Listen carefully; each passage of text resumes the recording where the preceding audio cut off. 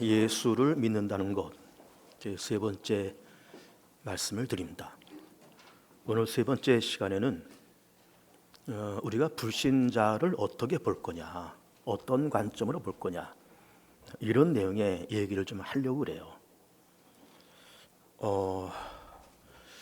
그래서 이제 우리는 일단 선택받아서 하나님의 자녀가 됐습니다. 선택이라는 교리는 굉장히 중요하고 또 굉장히 난해한 그런 주제예요. 선택을 받았지만 왜 선택하셨을까? 선택을 못 받았으면 왜 선택을 못 받았을까? 그 이유를 알려고 그러면은 굉장히 어렵습니다. 그러나 어쨌든 성경에서는 그 선택이라는 말씀이 있기 때문에 믿을 수밖에 없고 우리가 인정할 수밖에 없어요. 그래서 시편 33편 12절 아까 우리가 읽었지만 여호와를 자기 하나님으로 삼은 나라 곧 하나님의 기업으로 선택된 백성은 복이 있도다. 하나님의 기업으로 선택된 백성은 복이 있다, 이런 거잖아요. 그럼 이 말을 이제 바꾸고 말하면 하나님께로부터 선택받지 못하는 사람은 복이 없도다, 그 말과 같은 말 있잖아요. 그래서 이 시편에서도 구약 성경이지만 이 선택에 대한 교리가 이미 나와 있어요. 또 신약에서도 선택 혹은 예정이라는 교리가 여러 군데 등장을 합니다. 굉장히 난해하지만 그냥 우리가 인정할 수밖에 없어요. 하나님이 나를 선택했다. 왜 선택했을까? 이게 대답하기가 어렵습니다. 저 사람은 왜 선택받지 못했을까? 대답하기가 굉장히 어렵습니다.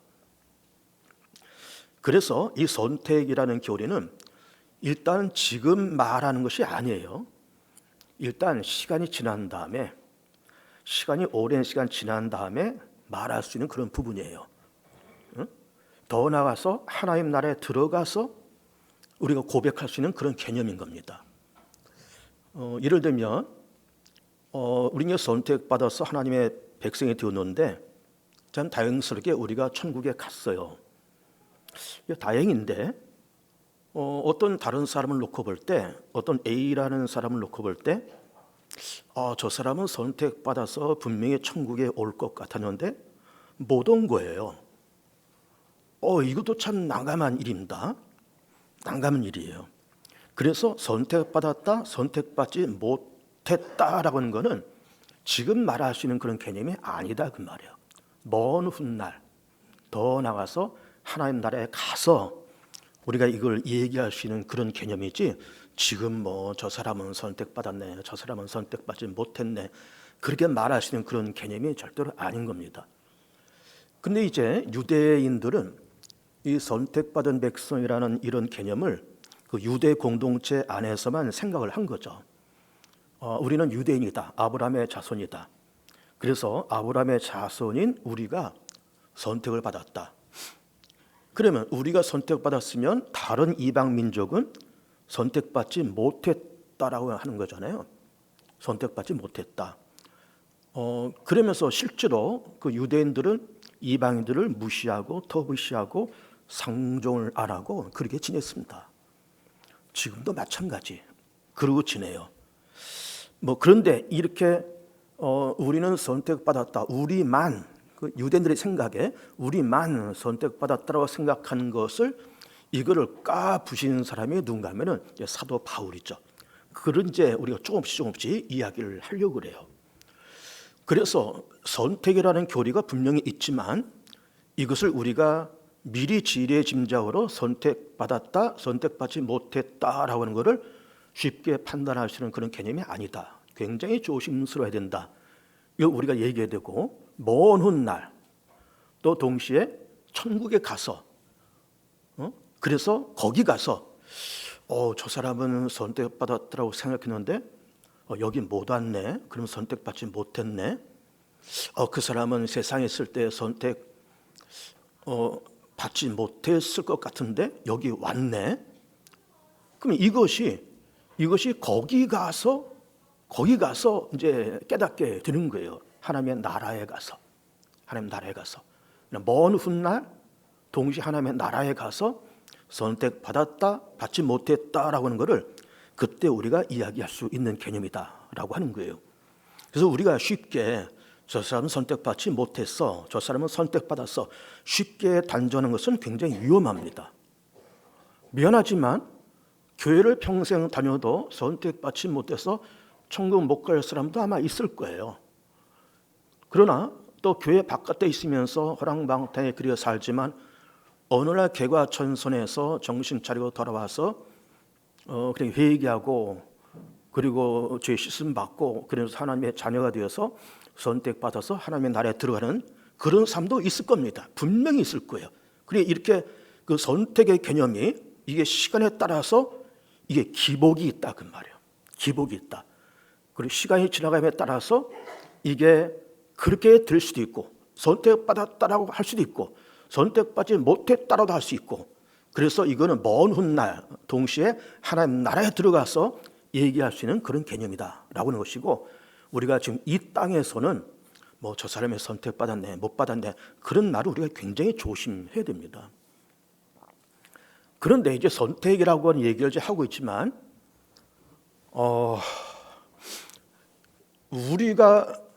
우리가 이 세상을 살면서 내가 선택하지 않은 것이 더 많을까요? 아니면 내가 선택한 것이 더 많을까요?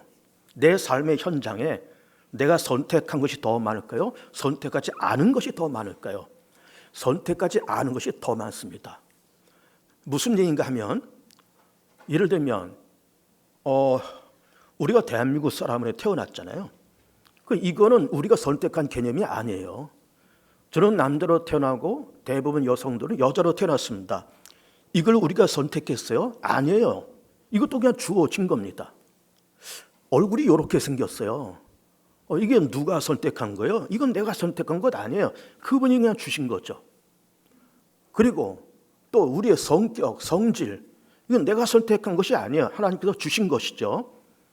그러니까 우리가 세상을 살면서 선택이라는 개념이 굉장히 중요하고 동시에 내가 선택하지 않은 개념이 내 삶의 주변에 훨씬 더 많습니다. 훨씬 더 많아요. 그렇기 때문에 우리가 선택이라고 하는 교리를 정말 잘 이해를 해야 됩니다. 그래서 이제 시편에 여호와를 자기 하나님으로 삼은 나라 곧 하나님의 기업으로 선택된 백성은 복이 있도다 이렇게 말씀하고 계세요. 선택된 백성은 복이 있다. 그래서 선택받지 못한 백성은 물론 그걸 우리가 결정할 수 있는 부분은 아니었습니다. 그럼 어쨌든 하나님의 입장에서 그렇게 기업으로 선택된 백성은 복이 있다. 그럼 이거를 어떻게 해석할 수 있을까요? 일단은 예수 그리스도 앞에 나와서 죄산 받고 거듭나고 그래서 하나님의 자녀가 된 그런 사람들은 복이 있다라고 하는 거죠. 그냥 뭐 이렇게 자연인으로서의 유대인, 자연인으로서의 아브라함의 자손 그런 거 가지고 선택된 백성을 말하시는 것이 아니고 예수 앞에 나와서 개과천선하고 회개해서 죄산 받고 거듭나서 하나님의 자녀로서 인정되는 그런 사람이 복이 있다라고 하는 거예요. 그 다음에 두 번째 개념을 보면 데살로니가 후서 3장 2절 말씀을 보면 이렇게 기록되어 있습니다. 또한 우리를 부당하고 악한 사람들에게서 건지시옵소서 하라. 믿음은 모든 사람의 것이 아니니라. 그 성경 구조도 한번 띄워볼래요? 데살로니가 후서 3장 2절도 우리가 아까 좀 다 읽었지만 시편 말씀 조금 전에 읽은 것이고 그리고 두 번째에 데살로니가 후서를 이제 보면서 또한 우리를 부당하고 악한 사람들에게서 건지시옵소서 하라. 믿음은 모든 사람의 것이 아니니라. 내리세요. 그러니까 선택된 백성은 복이 있다 말씀하시고 동시에 데살로니가 후서에서는 믿음은 모든 사람들의 것이 아니라는 거예요. 이 말씀을 보면 하나님이 조금 냉정하고 차가우신 분이다 라는 느낌을 살짝 받아요. 아니 뭐 하나님이 기왕이면 모든 백성들 다 용서하시고 당신의 백성으로 다 끌고 가시고 다 그러시지 뭐 일부분의 사람들만 다 이렇게 믿음의 사람으로 그렇게 가져가시고 뭐 그 외의 사람들은 다 인정하지 아니하시고 굳이 그러셔야 될까? 우리의 약간의 서운한 마음이 있어요. 근데 그건 우리의 생각이지, 하나님은 사람들을 지켜보시면서 믿음을 주시고, 그리고 성령도 주시고, 말씀도 주시고, 그리고 깨달음도 주시고 다 주셨는데, 그러나 믿음은 모든 사람들의 것이 아니라는 거예요. 믿음은 모든 사람들의 것이 아니라는 겁니다.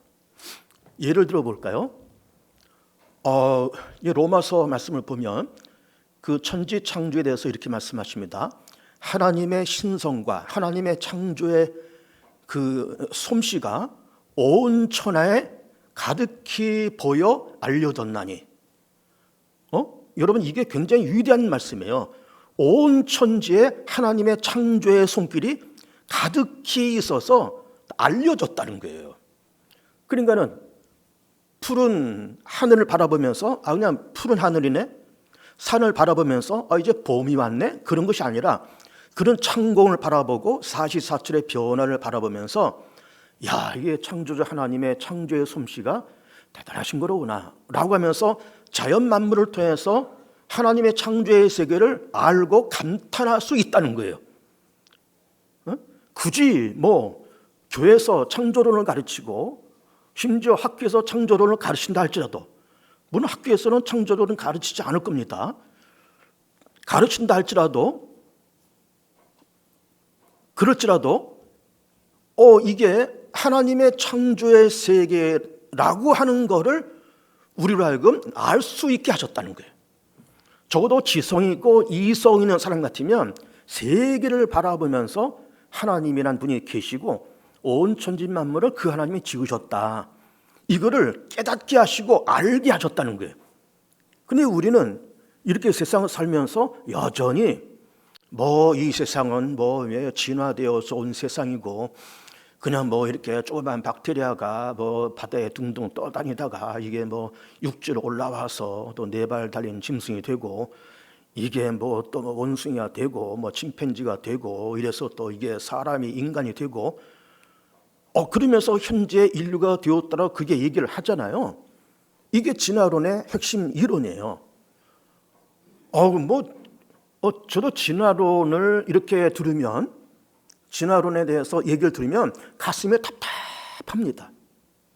진화론에 대한 이야기를 저는 많이 봤어요. 이런 주장 저런 주장 많이 봤는데 가슴이 답답해요. 왜 사람들의 생각이 그것밖에 안 될까? 그래서 이렇게 이 정도 연구한 사람들이, 그리고 대학의 박사들이고 논문을 써서 박사가 된 사람들이고, 이렇게 학교에서 4년제 대학, 또 대학원, 박사과정, 또 여기저기서 연구단체에서 일하면서 그런 양반들이 기껏해서 내놓는다고 하는 것이 이제 진화론을 내놓는 거예요. 왜 그럴까요? 그렇게 진화론을 내놔야 뭔가 좀 그럴듯하게 보입니다. 창조론을 얘기하면 사람이 좀 구태의연하고 좀 보수적이고 그런 것처럼 보여요. 근데 진화론을 얘기해야 사람이 샤프하고 사람이 좀 이렇게 좀 깨어있고 그런 것처럼 보입니다. 그러나 그렇지 않습니다. 이 세상에 하나님의 손길을 분명히 보여서 알게 하셨다고 말씀하고 계세요. 바다에도 자연 속에도 산에도 들에도 하늘에도 하나님의 손길이 분명히 보여 알게 되나니 너희가 핑계치 못할지니라. 이게 로마서에 나오는 말씀이잖아요. 핑계치 못한다는 거예요. 절대로. 핑계할 수 있습니까? 여러분 44절 변동돼요. 지금 이제 2월 말이고 이제 곧 이제 3월도 가까이 오면 이제 봄이 왔습니다. 그러면은 이렇게 44철이 움직이고 봄이 돼서 이제는 이제 해빙기가 되었고 이제 꽃 피고 그리고 나비와 벌들이 날아다니면서 이렇게 하면은 너무너무 그 모습이 아름답잖아요. 그리고 그거를 아름답게 보면서 창조주 하나님의 손길이 얼마나 위대한지를 이걸 보고 느끼고 깨달아라 그 말이에요. 그런데 그걸 보면서도 느끼면서도 알면서도 고백하지 않아요. 그래서 믿음은 모든 자의 것이 아니라는 겁니다. 여러분 심지어 교회에서도 믿음은 모든 자의 것이 아니라고 얘기할 수 있어요. 참 이게 참 부끄러운 얘기지만 목사가 이제 강단에서 피 터지게 설교를 하고, 근데 이제 교우들 바깥으로 나가면서 그것도 설교라고 해? 그것도 설교라고 해? 그러면서 내려가는 사람이 있었다는 거예요. 저는 그런 얘기를 들으면서 굉장히 안타까워요. 아니 뭐 내 설교가 그렇게 은혜가 안 되고 그러면 그냥 혼자만 알고 개봉주한교회 강단에서 울려 퍼지는 그 메시지가 마음에 안 들면 집에 가서 유튜브로 다른 교회 연결해서 거기서 은혜 받고, 신앙생활은 개봉주한교회에서 하고 다른 교회 연결해서 그 교회 목사님 설교 들으면서 은혜 받고 그러지, 왜 교회를 왔다 갔다 하면서 그런 말을 하고 다닐까? 너무너무 안타까운 거예요. 그러니까는 믿음은 모든 자의 것이 아니에요. 그러니까는 목사의 똑같은 목회 안에도, 하나님의 똑같은 역사 안에도 나타나는 반응은 전혀 달라요. 전혀 다릅니다. 우리가 오래전에 저 캄보디아에 교회를 하나 세웠습니다. 소망의 새벽교회를 세웠어요. 제가 그 교회를 지으려고 몇 차례 왔다 갔다 했죠. 그리고 최근에 작년 연말에 제가 그 교회를 방문을 했어요. 방문을 했더니 교회가 초박살이 났어요. 초박살이. 너무너무 안타까운 거예요. 유치부, 유년부 박살나고, 중등부, 고등부 박살나고, 청년부 7, 8명 모여서 예배드리고 있는 거예요. 장년부는 아예 없고, 거기다가 또 교회 그 넓은 평수에다가 또 뭐가 또 급한지 한쪽 귀퉁이에 막아가지고 창고로 쓰고 있는 거예요. 그러니 이게 교회 살림살이도 옹색하고, 참 이게.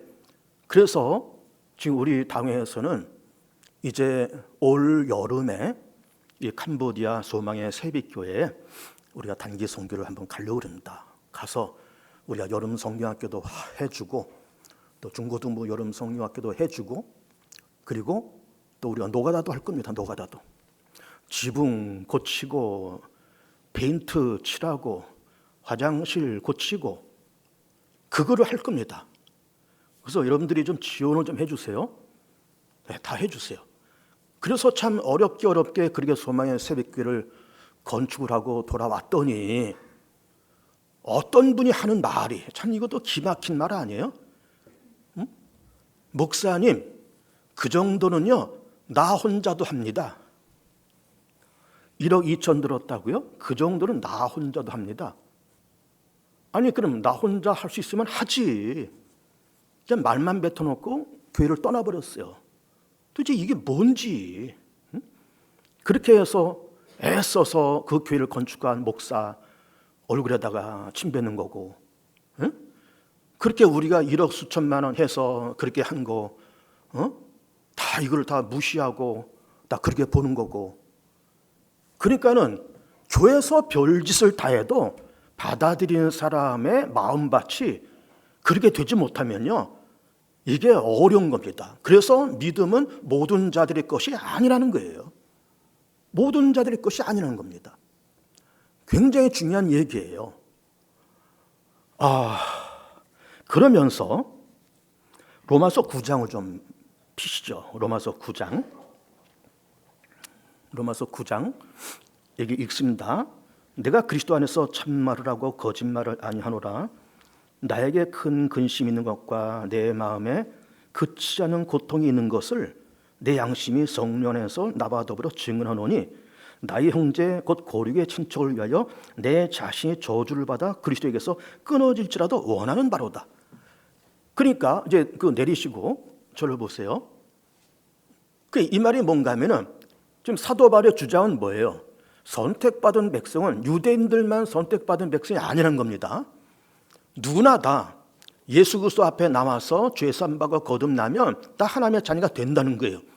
그러면서 유대교와 유대인과 이방의 벽을 허문 겁니다. 허무니까는 누구는 좋고 누구는 싫을까요? 이방인은 좋고 유대인들은 싫은 겁니다.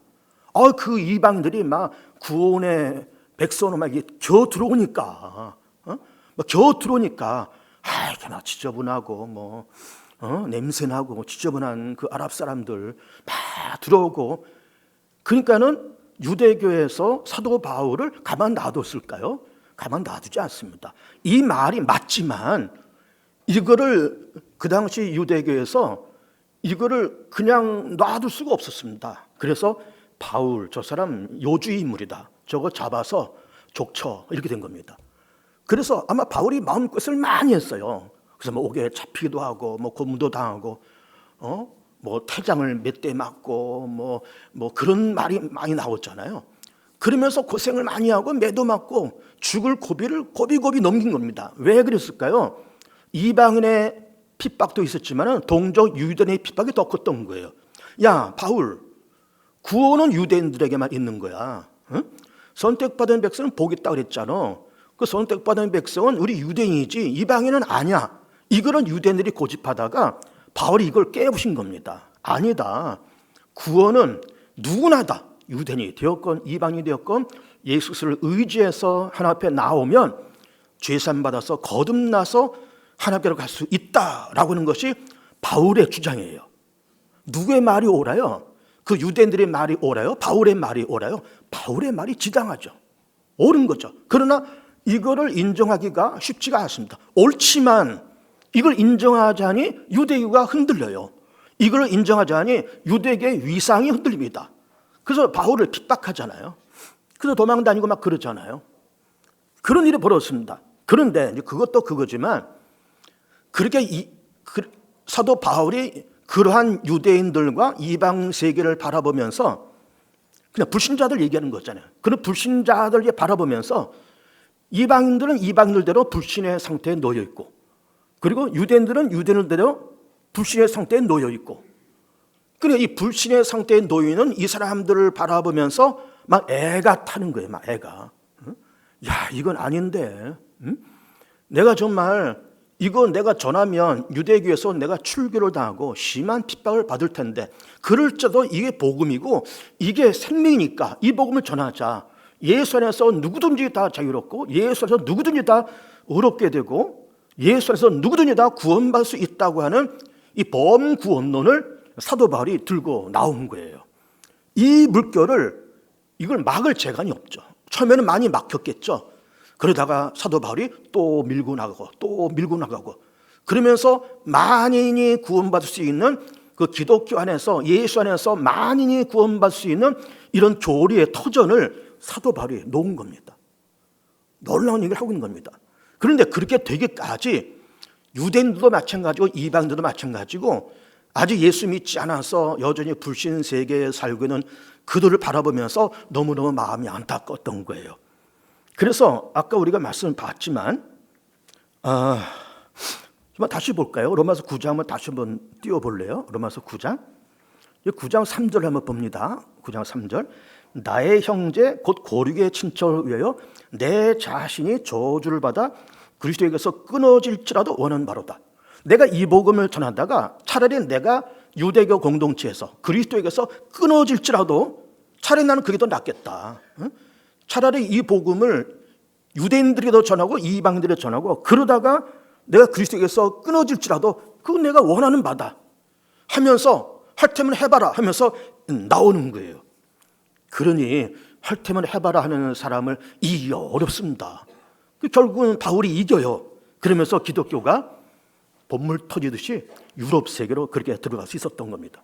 그런데 문제는 내 자신이 저주를 받아 그리스도에게서 끊어질지라도 원하는 바로다. 끊어질지라도. 그러니까 이방인을 바라보면서 차라리 내가 끊어질지라도 유대인을 바라보면서 차라리 끊어질지라도 이들에게 복음을 전하고 싶다. 그런 얘기예요. 이들이 복음을 알았으면 좋겠다. 그런 얘기를 하고 있는 겁니다. 놀라운 얘기 아니에요? 놀라운 얘기입니다. 그래서 이게 이제 바울의 영성이고 바울이 불신자를 보는 눈이에요. 이제 내리시고 저를 좀 보세요. 그래 우리가 불신자를 바라보면서 뭐 멀리는 불신자는 고사하고 그냥 가까이 있는 우리 가족들 가운데 불신자 대체로 뭐 부부간이 되었던 부자간이 되었던 그런 사람들이 있을 것 아니에요? 그런 사람들하고 우리 어쨌든 섞여 살고 있어요. 그러면서 뭐 남편은 교회를 안 다니고 부인은 교회를 다니고 또 그런 가정도 있고 부부가 교회를 다니고 아이들은 교회를 안 다니고 그런 가정도 꽤 있습니다. 그런데 우리는 그렇게 오랜 동안 살면서 우리는 그냥 이렇게 근데 이거 다 당연한 것 아니야? 뭐 그런 거지 뭐.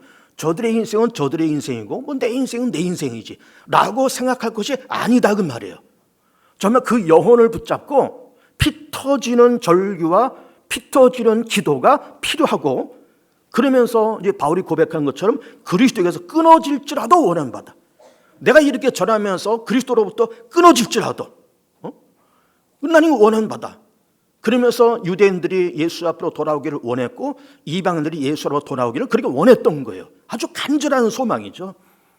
그러니까 우리는 이런 불신자의 세계, 특별히 가족 간의 이런 불신자의 세계를 바라보면서 우리는 너무 좀 안일하게 살고 있는 것 같아요. 그냥 너는 네 인생은 그거고 내 인생은 내 인생이니까 너는 너대로 가고 나는 나대로 가자. 그러면서 그냥 가고 있는 것 같아요. 근데 그렇게 해서는 안 된다 그 말이에요. 왜 그럴까요? 그렇게 살다가 어떻게 돼요? 지옥 가요. 그렇게 살다가 어떻게 돼요? 사단의 심판을 받아요. 그렇게 살다가 어떻게 돼요? 그냥 멸망당해요. 그러니 그렇게 살다가 멸망당하는, 그렇게 살다가 지옥으로 끌려가는, 그렇게 살다가 하나님의 진노 속에 빠지는 그들을 바라보면서 아무 생각이 없다, 아무런 마음의 감동도 없고 아무런 준비도 없다라고 하면은 이게 문제잖아요.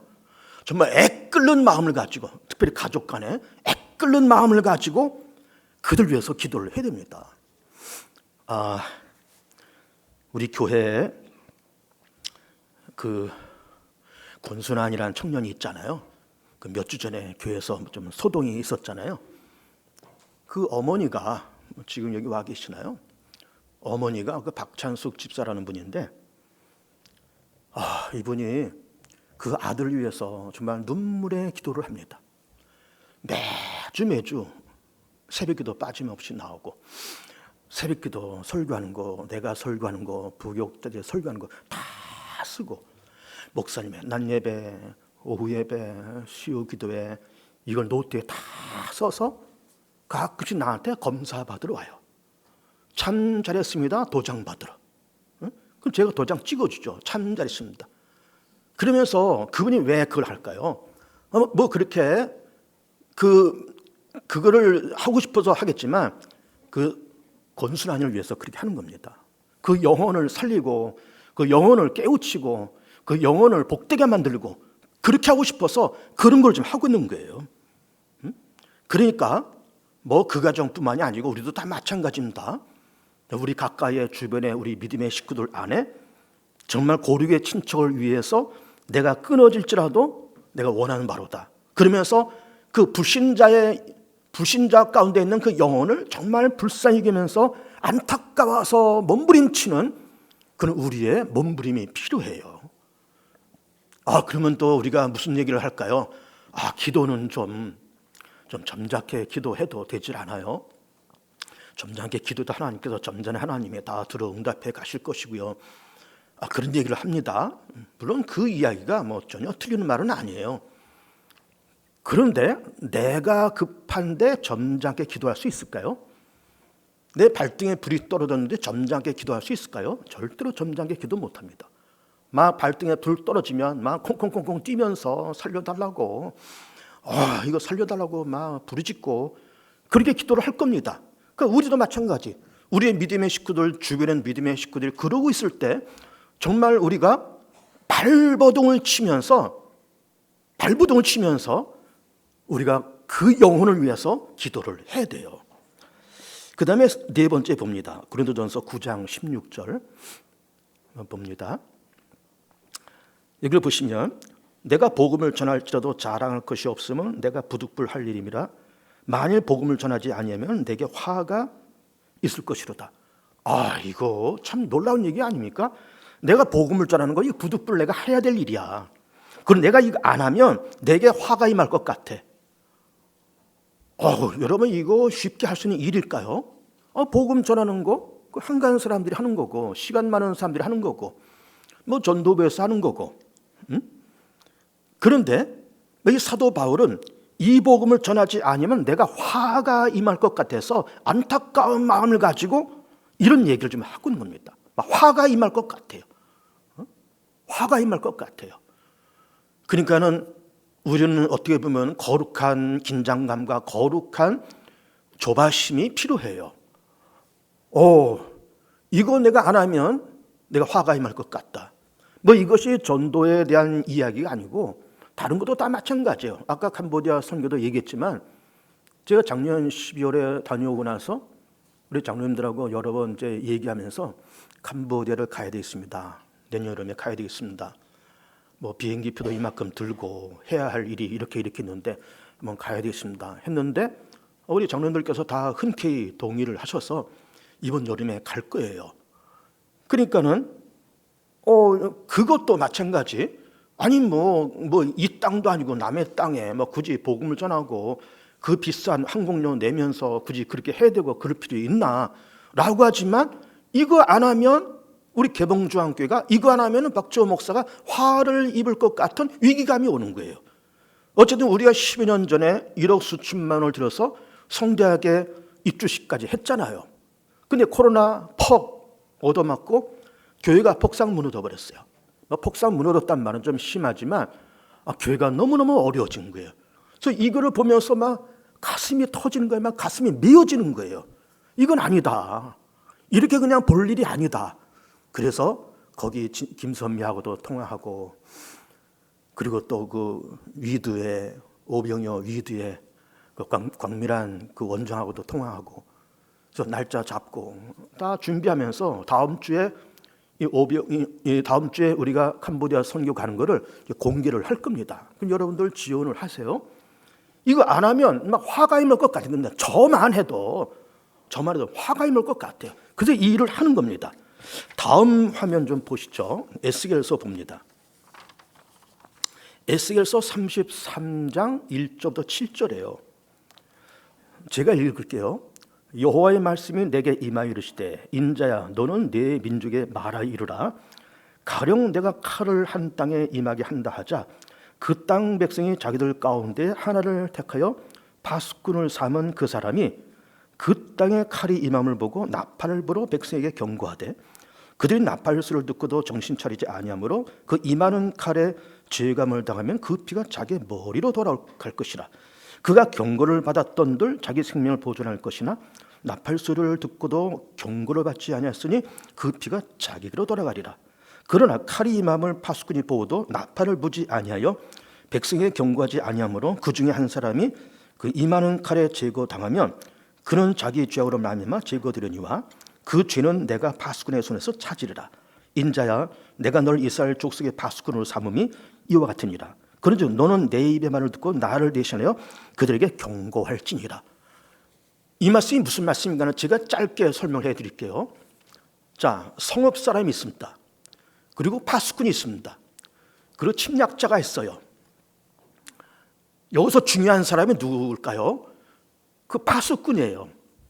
파수꾼이 이렇게 보다가 침략자가 쳐들어온다.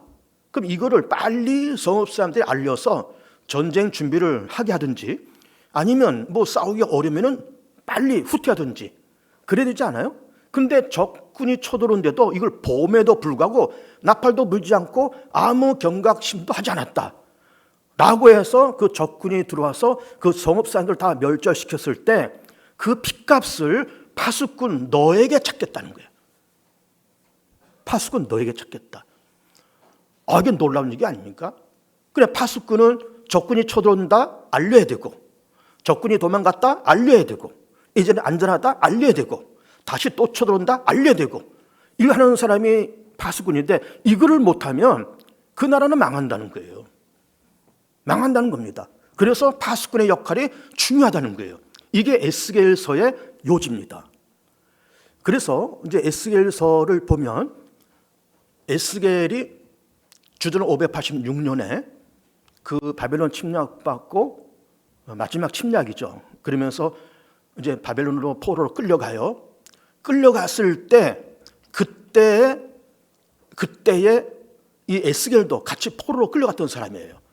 그러니까 이 포로의 위험과 고난을 누구보다 더 정확하게 목격한 사람입니다. 정확하게 목격한 사람. 그러면서 이스라엘 세가 무너진 거는 우리가 군비가 약해서 그렇게 된 것이 아니고 우리가 파수꾼이 없었다. 파수꾼들이 알리지 않고 제 역할을 감당하지 못해서 이렇게 되었다 하면서 파수꾼의 중요성을 얘기를 하고 있었던 겁니다. 그럼 여기서 파수꾼은 누굴까요? 우리들이죠. 우리가 말씀을 전해야 되고 복음을 전해야 되고 파수꾼 역할을 감당해야 되고 같이 가자라고 얘기를 해야 되고 기도하자라고 함께 하자라고 격려해야 되고 우리가 다 같이 회개하자라고 또 우리가 격려해야 되고 그러면서 불신자들에게 끊임없이 그렇게 하나님의 심판과 그리스도의 재림을 준비하는 삶을 살게끔 만드는 그런 파수꾼의 역할이 중요하다라는 말씀이 에스겔서 33장의 말씀입니다. 오늘 좀 무거운 주제의 말씀을 드렸습니다. 미안하고 그러나 우리가 한 번은 짚고 넘어가야 될 문제이기 때문에 이런 문제를 이제 꺼내서 말씀을 드렸습니다. 생각이 있고 거룩한 행동과 결단이 있는 복된 교우들 다 되시기를 축복합니다. 기도합니다. 영광과 존귀와 감사와 찬송을 전능하신 하나님 앞에 올려드립니다. 우리 하나님, 우리를 다 파수꾼으로 세우셨답니다. 아버지, 우리를 다 용서하여 주옵소서. 우리가 파수꾼의 역할을 감당하지 않으면 성읍 사람들이 멸망당하면 그 책임을 파수꾼에게 묻겠다고 말씀하고 계십니다. 파수꾼의 역할을 잘 감당하여 우리가 그 진노를 피하기 위해서 한다기보다도 그것이 옳고 복음을 전하는 것이 옳고 하나님을 전하고 예수 그리스도를 전하고 하나님의 나라를 전하고 은혜의 세계를 전파하는 것이 옳다라고 하는 것을 말할 수 있는 그런 믿음의 위치에 세워 주시옵소서. 감사와 찬송과 영광을 주님 앞에 올려드리옵고 예수님 이름으로 기도드립니다.